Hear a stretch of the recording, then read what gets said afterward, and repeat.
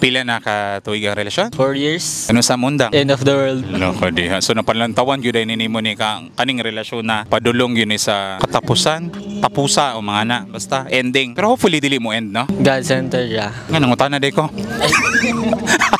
Pita okay ra pala. Atong ipatunga ang Ginoo sa ato ang relasyon. Sa naghibalag? Sa church. Sa ni grupo ni siya or ka churchmate ra mo? Different church. Different church. Amon sa name ra og naim ra convention. Kay usually manggod basta na may mga grupo like youth ministry something ana. Murag bawal man dagay nang sa sulod sa relasyon ana. Bawal ba? Labi na if like worship team. So at least safe mo kay lahi mong church. Kabalo sila? Kabala na po. Ang ilang church kay ako pang uncle po. Ang pastor? Gano mang nagka-interest sa usag-usa? Ay, unsa man ni sa time nga nagkita mo sa church, gasimba after sa simba nang ayo kag contact niya? Ay una na kanang magkaon na yan human. Siya may naslikod na ako. Kanang muragatalay. Kanang gakuha na og kuan rice, di ako siyang gi-offeran og rice po. Gisot-on nimo.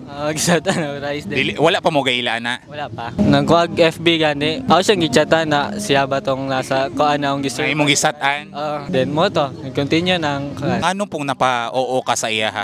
Unexpected ra po to like kay Ay, no, so nagpugsan ka? Di po. wala pud kay katak yung stage ato nga time. Katong pagkakita na ko niya like na kuan po kaniya. Yes. Sana all na-attract. Hangtod sa asa maning relasyon na. kung unsa will ni Lord, mura jud. Walay makababag kung unsay pagbuot sa Ginoo, kung hantod sa asa ni Paingon. Uli na ko. Mensahe nilang sa usag-usa. Advertise with Super Kaloy because your market is watching. Continue tang duha sa pag-serve ni Lord o ang Ginoo ra jud bala nato. Reply. Continue ra Japan and communication na jud like na yung mga misunderstanding. Sige, padayon eh. Dayon. Kami sad magpadayon sad me. Thank you.